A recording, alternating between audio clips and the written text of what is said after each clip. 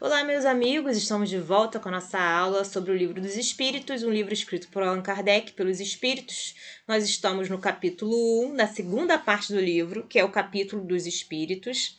Já falamos sobre a origem e natureza dos Espíritos, sobre o mundo normal e primitivo, sobre a forma e ubiquidade dos Espíritos, sobre o perispírito, sobre as diferentes ordens de Espíritos, sobre a escala espírita, sobre a terceira ordem dos espíritos imperfeitos e hoje vamos falar sobre a segunda ordem, que corresponde aos bons espíritos. Então, vamos lá.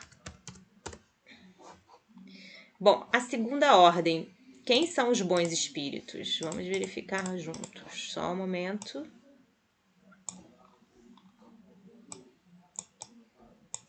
Só um instante. Vou colocar aqui.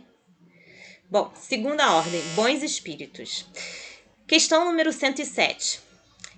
Caracteres gerais. Então, quais são as características gerais dessa ordem, né? Predominância do espírito sobre a matéria. Vou fechar mais um pouquinho aqui para a gente ver direito. Então, predominância do espírito sobre a matéria.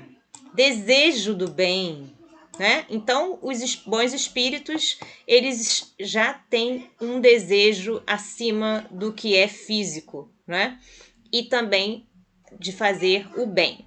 Suas qualidades e poderes para o bem estão em relação com o grau de adiantamento que hajam alcançado. Então, dependendo do que eles já alcançaram em adiantamento, vai corresponder às qualidades, né, as características desses espíritos e os poderes deles.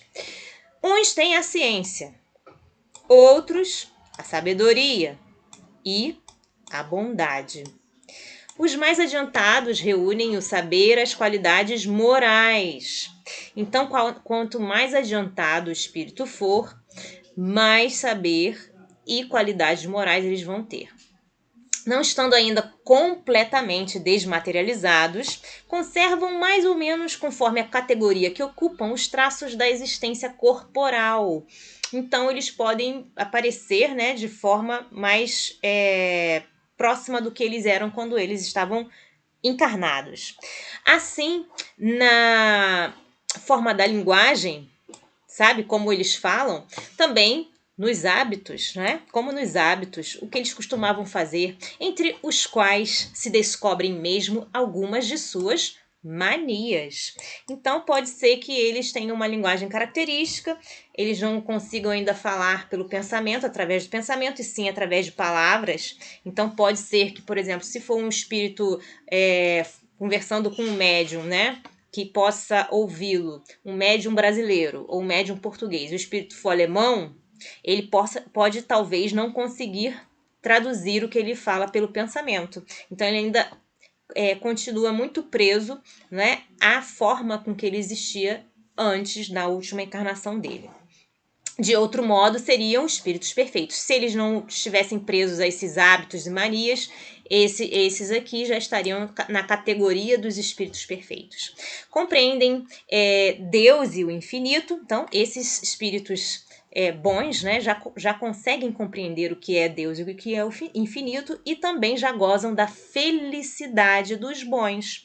São felizes pelo bem que fazem e pelo mal que impedem.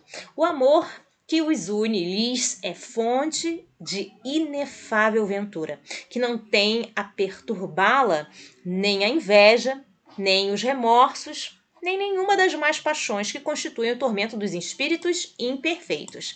Então, eles não são perturbados pelas coisas que eles já fizeram, porque eles já processaram tudo isso.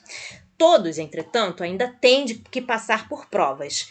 Então, até que atinjam a perfeição. Então, esses espíritos bons, todos eles, de todas essa ordem, ainda estão passando por provas, ok?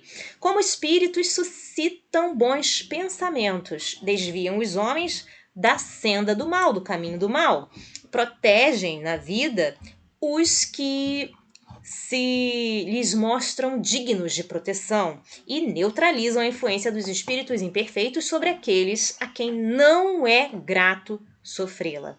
Quando encarnados, são bondosos e benevolentes com os seus semelhantes. Não os movem o orgulho nem o egoísmo ou a ambição. Então, quando eles estão encarnados, eles não são movidos por essas características, né? Não experimentam ódio, rancor, inveja ou ciúme e fazem o bem pelo bem.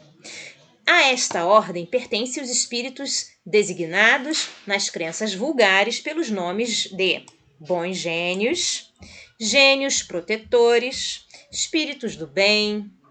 Em épocas de superstições e de ignorância, eles han sido elevados à categoria de divindades benfazejas. Então, na época em que as pessoas mantinham os atavismos, né, as maneiras de fazer as suas adorações, né, aos santos ou espíritos, eles achavam que esses espíritos bons eram divindades, eram além, né, do que eles são. Bom, podem ser divididos em 4 grupos principais. E desses grupos falaremos na próxima aula. Eu espero que vocês estejam gostando dessa leitura tanto quanto eu. Desejo a vocês um dia maravilhoso. Deus abençoe a todos. Compartilhem, deixem seu like. Comentem no vídeo, é muito importante para o nosso trabalho e para a divulgação dessa obra. Um beijo grande a todos. Até a próxima. Tchau, tchau.